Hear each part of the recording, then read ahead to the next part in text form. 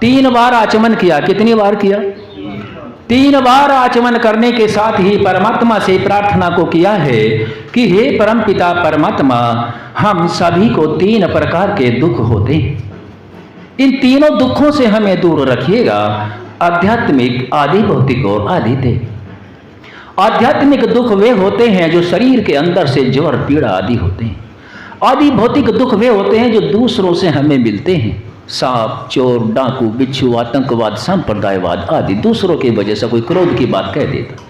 तीसरा होता है आदि दैविक, जो कम या अधिक वर्षा हो जाए या गर्मी अधिक या कम हो जाए, इन तीनों प्रकार के दुखों से परम पिता परमात्मा आप हमें दूर रखें। इसके पश्चात पीछे बैठा दो, सब बेकार हो जाएगा। इसके बाद हमने अंगों को स्पर्श किया। किसको अंग स्पर्श किया जी? सीधे हाथ से किया और जल से किया। एक हाथ में जल है और एक हाथ से स्पर्श करते हैं। ये वैसे अर्थ तो ये है कि एक हाथ में शस्त्र होना चाहिए, एक में शास्त्र होना चाहिए, तब हम विजय प्राप्त करेंगे। अंग स्पर्श किया कि यहां भी प्रार्थना की कि हे परम पिता परमात्मा, ये जो मुझ आत्मा को जो कभी मृत्यु को प्राप्त नहीं होता, मैं आत्मा अजर अमर अविनाशी हूं, मुझे अग्नि जला नहीं सकता, पवन गीला नहीं कर सकता, पवन सुखा नहीं सकता। मुझ आत्मा को उन्नति के लिए, मोक्ष में जाने के लिए जो सबसे उत्तम शरीर मानव तन दिया है, इससे उत्तम शरीर किसी भी जाति में नहीं है। इसमें जो ये अंग हैं ये बलिष्ठ हो, बलवान हो, और इनसे मैं कोई पाप रूप कुचेष्टा कर्म ना करूं। जब इतना ज्ञान हो जाए, इतनी श्रद्धा हो जाए, तब हम भगवान की प्रार्थना करने के योग्य होते हैं। इससे पहले यदि सिद्धम सिद्ध हम प्रार्थना करते हैं तो हम उसके योग्य नहीं हैं, क्योंकि जब हम किसी के शादी में जाते हैं तो अच्छे कपड़े पहन के जाते हैं, खेत में जाते हैं तो वैसे कपड़े, यानी कि उसी के अनुसार योग्य बन के जाते हैं। यदि हम उस महान परमात्मा की तरफ को झुकते हैं, उससे कृपा चाहते हैं, धन ऐश्वर्य को चाहते हैं, तो उसके जैसे होना भी योग्य है। ये विधि रखी। अब हम सब मिलकर के परमपिता परमात्मा की स्तुति, प्रार्थना और उपासना के मंत्रों के द्वारा, उन मंत्रों से हमें क्या ज्ञान मिलता है, यदि हमने उस ज्ञान को अपने आचरण में ले लिया है तो हमारा यज्ञ भी सफल है, सब कामों में उन्नति भी सफल है, और आने वाली संतान भी बहुत अच्छे पद को प्राप्त होती है। इनमें ये मर्म छुपा हुआ है, इसको थोड़ा सा समझाने का प्रयास करेंगे। आप बने रहेंगे। मंत्र बोलें बेटी।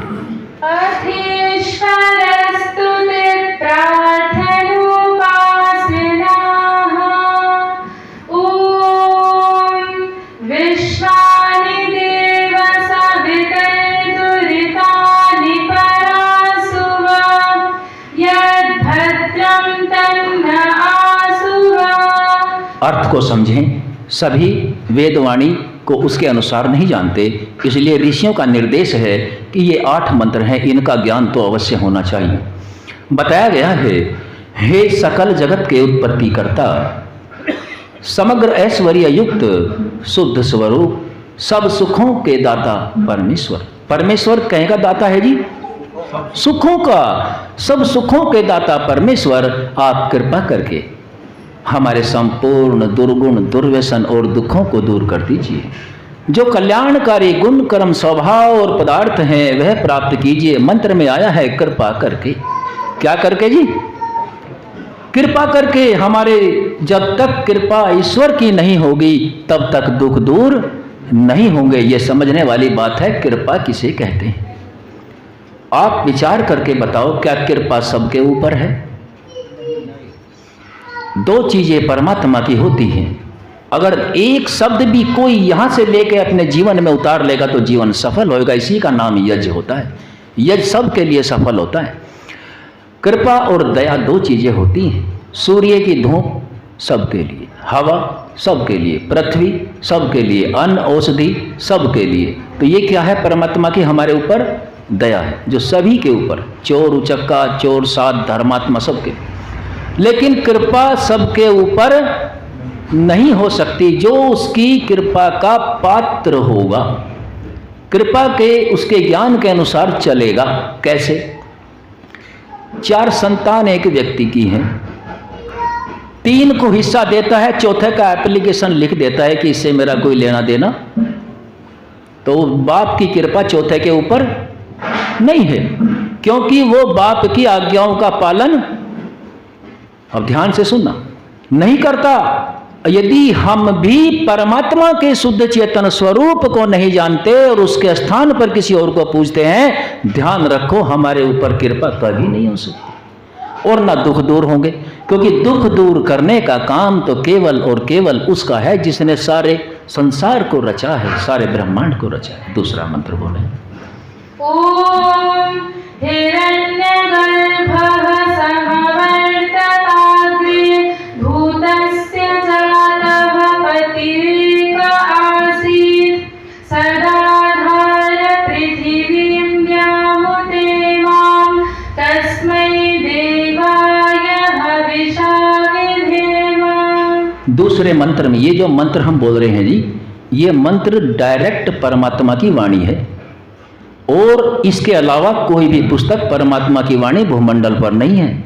विशेष बात ध्यान रखें, जब वेद बने उसके पहले तक कोई शब्द इस दुनिया में नहीं था, सारे शब्द सारा ज्ञान वहीं से निकला आया है, भले ही अपभ्रंश हो गया। अर्थ समझें, जो स्व प्रकाश स्वरूप, स्व प्रकाश अर्थात परमात्मा को सूर्य आदि की आवश्यकता नहीं है, उसमें खुद का प्रकाश है। क्या किया? जिसने प्रकाश करने हारे सूर्य चंद्रमा आदि पदार्थ उत्पन्न किए और उत्पन्न करके नहीं छोड़ा, उत्पन्न करके धारण भी किए हैं।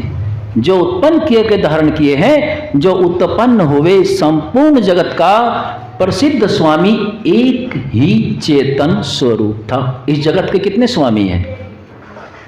इस जगत को कितनों ने बनाया? जोर से बोलो। लेकिन हम मानते कितने हैं? तो ये हमारे ऊपर कृपा हो सकती है? कभी नहीं हो सकती, क्योंकि हमने उसके स्थान पर दूसरों को बैठा दिया। और वो क्या देगा? हमें उस परमात्मा को जानना है, एक ही चेतन स्वरूप था। और सुनो, जो इस जगत के उत्पन्न होने से पहले भी वर्तमान था, इस भूमि और सूर्य आदि सबको धारण कर रहा है। हम लोग सुख स्वरूप पर ब्रह्म की प्राप्ति के लिए सब सामर्थ्य से विशेष भक्ति करें, अर्थात उसी की आज्ञा पालन करने में तत्पर रहें। अगला मंत्र। ओम आत्मदा बलदायस्य विश्व उपासते प्रशिशं यस्य देवाः यस्य छायामृतं यस्य मृत्युः तस्मै देवाय हविषा विधेम। अर्थ है जो आया है परमात्मा के, जो आत्मज्ञान का दाता। इस पूरे भूमंडल के ऊपर आपको कोई भी ऐसा ग्रंथ नहीं मिलेगा जिसमें आत्मा का ज्ञान कराने की क्षमता हो। अगर कोई मिलेगा तो हमारे शास्त्र और वेद मिलेंगे, इनसे अलावा कोई ग्रंथ नहीं है जो आत्मा का ज्ञान करा दे। जो आत्मा के ज्ञान को, यानी कि परमात्मा का ज्ञान ही आत्मा का ज्ञान करा सकता है। परमात्मा का आत्मा से डायरेक्ट संबंध होता है, इस शरीर से आत्मा का होता है, परमात्मा का नहीं। जो आत्मज्ञान का दाता यानी कि परमात्मा, शरीर, आत्मा और समाज के बल का देने हारा है, जिसकी सब विद्वान लोग उपासना करते हैं। उपासना कहते हैं विद्वान ज्ञान पूर्वक जान के परमात्मा के नजदीक बैठते हैं, उसको उपासना कहते हैं। उप माने समीप, आसन माने बैठना। मंत्र में बताया गया है कि विद्वान लोग उपासना करते हैं। क्यों जी? क्या सब विद्वान हैं? बनना चाहोगे? 1 मिनट में बना दे तो फिर तो मान जाओगे। जो वस्तु, जो पदार्थ जैसा है उसको वैसा ही जानना, मानना, आचरण में लाना विद्वान कहलाता है। और उसके विपरीत जो जानता है वो अविद्वान होता है। यदि ज्ञान से हमने जान लिया कि ईश्वर एक है और एक के ही पीछे पड़े तो वो विद्वान है। और जो भ्रम में पड़ा रहे कि यो पीर भी भगवान हो सके, यो काली माई को भी शराब पिलाओ यो भी भगवान हो सके, चलो हमारा यो काम नहीं हो रहा, क्या पता भबरे वाली बकरा चढ़ा के काम हो जाए, यो भी हो सके, उसकी कभी भी उन्नति नहीं हो सकती और वो विद्वान की श्रेणी में नहीं है। जब तक अपना सटीक निर्णय वेद और शास्त्र के अनुसार नहीं लेंगे तब तक विद्वान नहीं बन सकते, जिसकी सब विद्वान लोग उपासना करते हैं। और विद्वान क्या कहते हैं? उसका प्रत्यक्ष बिल्कुल शिष्य की तरह सामने शासन, न्याय और शिक्षा को मानते हैं। कैसी? कि परमात्मा का आश्रय ही मोक्ष सुखदायक है और परमात्मा का न मानना ही मृत्यु आदि दुखों का कारण है। फिर विधि बताई कि हम सब उसकी प्राप्ति के लिए क्या करें? अपने आत्मा से और अंतःकरण से विशेष भक्ति करें। ये अंतःकरण क्या होता है ये समझाएं। अंतःकरण, जब ये शरीर अग्नि में जला दिया जाएगा, अग्नि में जला दिया जाएगा, तो परमात्मा कौन से शरीर से आत्मा को देख करके दूसरे शरीर में भेजेगा? उस शरीर का नाम अंतःकरण है, क्योंकि आत्मा अपने सूक्ष्म शरीर के साथ परमात्मा की व्यवस्था में जाता है। ये शरीर नहीं जाएगा। इसको तो हम लोग अजल मजल करेंगे। पांचों तत्वों में 5 भौतिक शरीर नाम है इसका, 5 भूत चिपटे हुए हैं। जो कोई भूत प्रेत से डरते हो वो अपना डर निकाल दियो, क्योंकि शरीर का नाम 5 भौतिक शरीर है। 5 भूत तो परमात्मा ने दे रखे हैं इसमें बड़े वाले, और 18 भूत हैं छोटे वाले सूक्ष्म। तो उन 18 भूतों के साथ आत्मा परमात्मा की व्यवस्था में पाप और पुण्य लेके जाता है। अच्छे कर्म होंगे तो अच्छी योनि को प्राप्त करेगा, बुरे होंगे तो कीड़े मकोड़े बनेगा, और अधिक बढ़िया होंगे तो मोक्ष में जाएगा। तो ये जो शरीर है, ध्यान रखेंगे जीवन भर, ये शरीर आत्मा के साथ हमेशा तब तक बना रहता है जब तक आत्मा मोक्ष को प्राप्त नहीं हो जाता। चाहे अरबों खरबों जन्म हो, अरबों खरबों जन्मों के संस्कार इस शरीर में बने रहते हैं। जैसे आज के वैज्ञानिक चिप बनाते हैं, ऐसे ही वो महान वैज्ञानिक परमात्मा भी आत्मा को चिप देता है और इस शरीर में लग के उसके लक्षण सामने आने लगते हैं। बिल्कुल वही वैज्ञानिक है। तो अपने उस आत्मा से ऐसे, जिसमें हम इस शरीर को अलग करते हुए, दुनियादारी को अलग करते हुए ऐसे ध्यान करेंगे तो कुछ समय पश्चात हमारे अंदर रोशनी आने लगेगी। अगला मंत्र बोले। ओम यह प्राणतो निविशतो महित्वैक इद्रा जा जगतो बभूव य ईशे अस्त्यद्विपदश्चतुष्पदः तस्मै देवाय हविषाविधेम। समझाया गया है जो शब्द आता है परम, जो प्राण वाले और अप्राणी रूप जगत का अपने अनंत महिमा से एक ही विराजमान राजा है। अब आप देखेंगे प्राण वाले कौन होते हैं। प्राण वाले जिनके अंदर आत्मा होती है, देवियों सज्जनों, वो होते हैं प्राण वाले। वे हैं चेतन देवता। कौन से हैं जी? चेतन देवता है कहा गया उनको जिनके अंदर प्राण होते हैं। चाहे पेड़ हो, मनुष्य हो, पशु हो, पक्षी हो, इनसे हम सबसे कुछ ना कुछ मिलता ही रहता है। तो ये कौन से हो गए जी? प्राण वाले। दूसरे क्या बताए? अप्राणी, जिनमें आत्मा नहीं होती। तो ये तो हो गए चेतन देवता, और वे हो गए हमारे जड़ वाले देवता।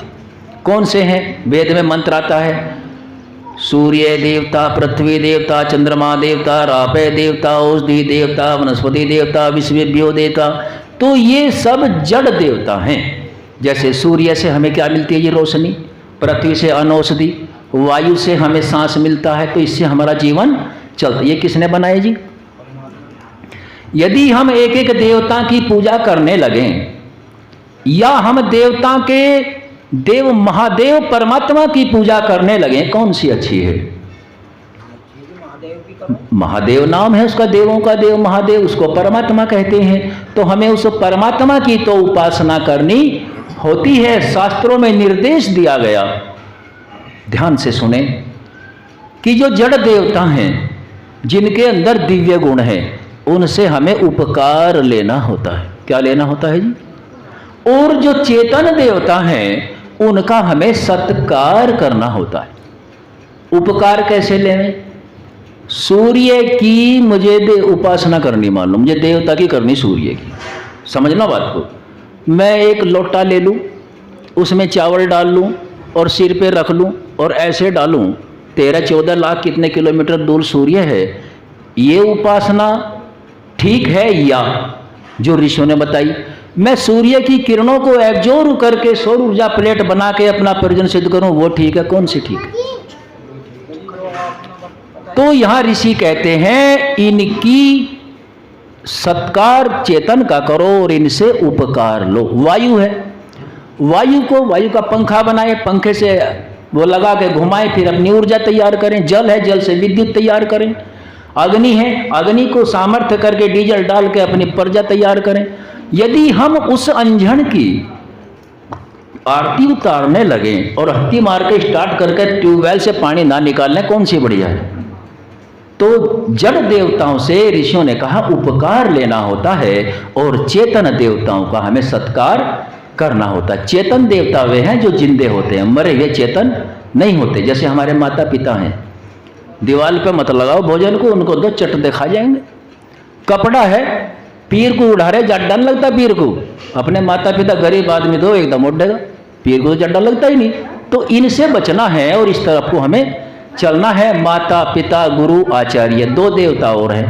पत्नी के लिए पति और पति के लिए पत्नी, ये चेतन देवता हैं। तो हमें चेतन और जड़, यदि हम देवताओं को नहीं मानते तो हम कृतघ्न हैं।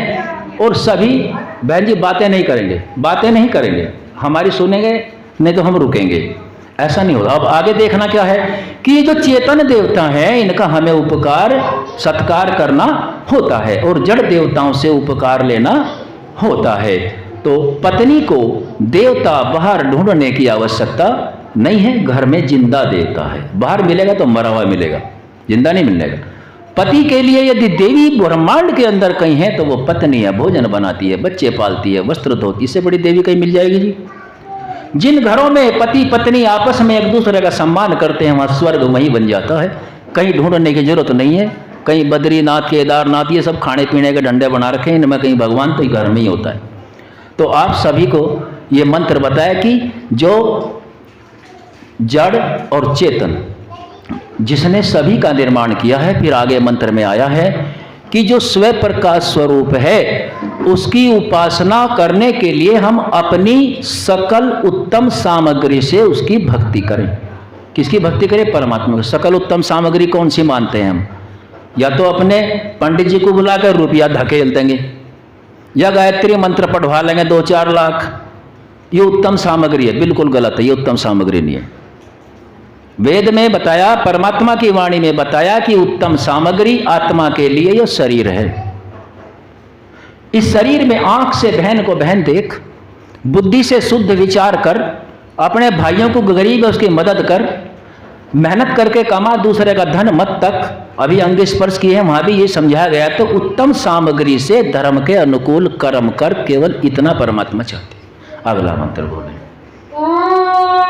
ये नद्यौ रुद्रा पृथिवी च गृहायेन स्वहस्तभितं येन नाकः यो अन्तरिक्षे रजसो विमानः कस्मै देवाय हविषा विधेम। जिस परमात्मा ने तीक्ष्ण स्वभाव वाले सूर्य आदि को, जिस ईश्वर ने पृथ्वी को, जिस जगदीश्वर ने दुख रहित मोक्ष को धारण किया है, जो आकाश में सब लोक लोकांतरों को विशेष मान युक्त, कैसे जैसे आकाश में पक्षी उड़ते हैं वैसे सब लोकों का निर्माण कराता है। तो ये जो सूर्य और पृथ्वी की दूरी है ये बिल्कुल सटीक है।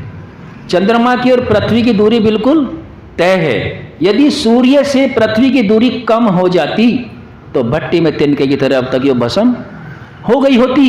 यदि दूरी और बढ़ जाती तो बर्फ इतना जम जाता कि जीवन संभव नहीं होता। वो जितने भी लोकांतरों को रचता है, आज भी भारत के ज्योतिषियों से पूछा जाता है कि हमारे ग्रह के बीच में, हमारे उपग्रह के बीच में कोई सा वो तो नहीं आ रहा ग्रह उपग्रह। क्यों?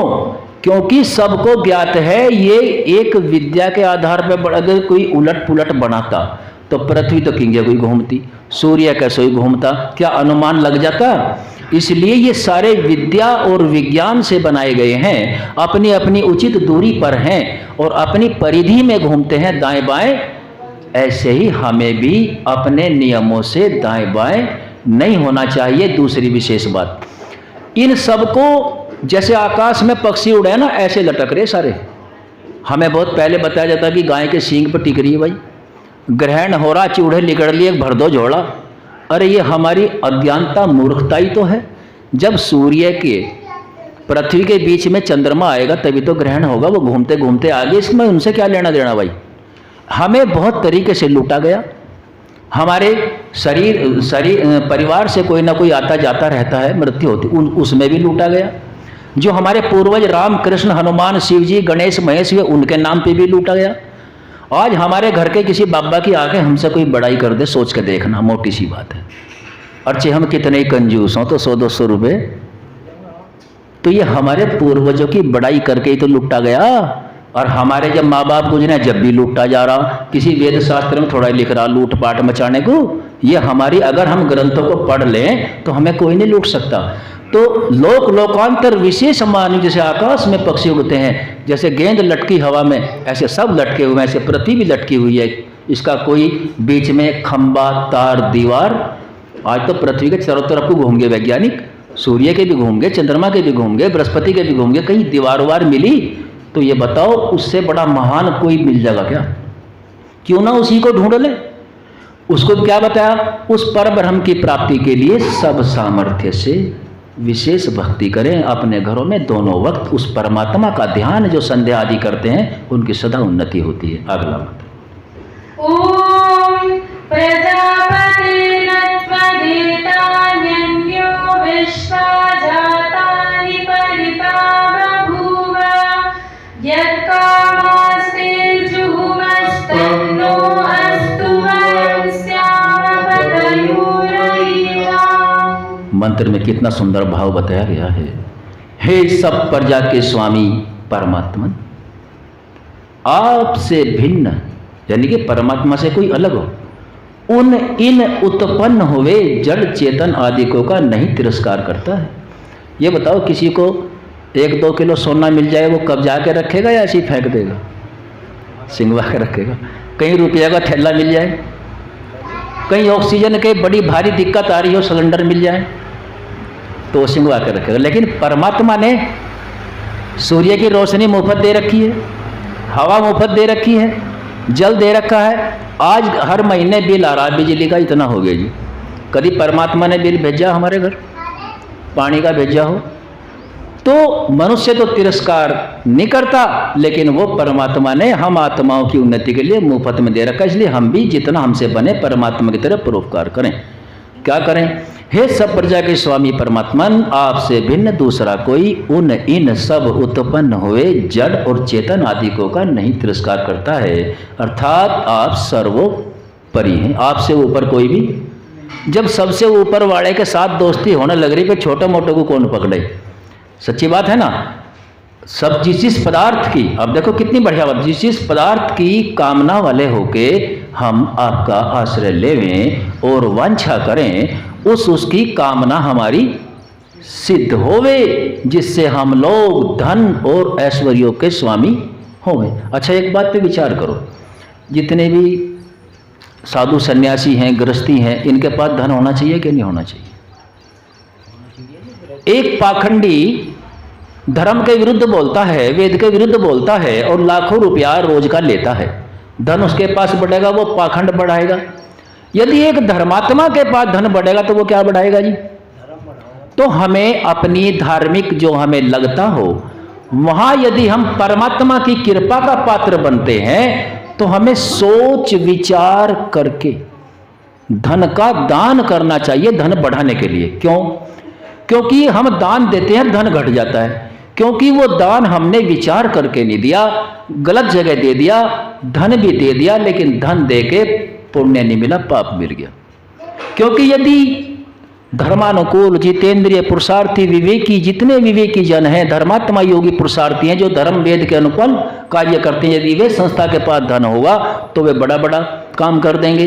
और यदि इन धूर्तों के पास होगा जो महिलाओं को नचाते हैं, रासलीला करते हैं, पता नहीं क्या क्या, वो तो मेरे मुंह से अच्छा सा नहीं लगता, उनका हम घर भर देते हैं, तो ये बताओ बढ़ोतरी किनकी होगी। ठीक वैसे ही झूठी बातों का लगातार प्रचार प्रसार हो रहा है, हमने उनको सत्य मान लिया है। और ये लोग वैसे ही पैसे वैसे नहीं मांगते, इनके पास धन की कमी है, ज़्यादा काम कर नहीं पा रहे, इसकी बात को झूठ मानने लगे हैं। तो हमें ही ये काम करना पड़ेगा, कोई सरकार करने वाली नहीं है। धन ऐश्वर्यों के स्वामी हों। अगला मंत्र बोले, 7वां मंत्र है, सनो बंधुर जनिता सविधाता धामान भुवनानि विश्वा यत्र देवा अमृतमान शानास्त्रतीये धामन्नध्येरयन्। हे मनुष्य, वह परमात्मा अपने लोगों का, कौन से लोग जी? अपने लोग कौन? जो कृपा के पात्र हैं। क्या करता है? अपने लोगों का भ्राता के समान सुखदायक, भाई के समान रक्षा करता है, लेकिन भाई के समान उसी की करेगा।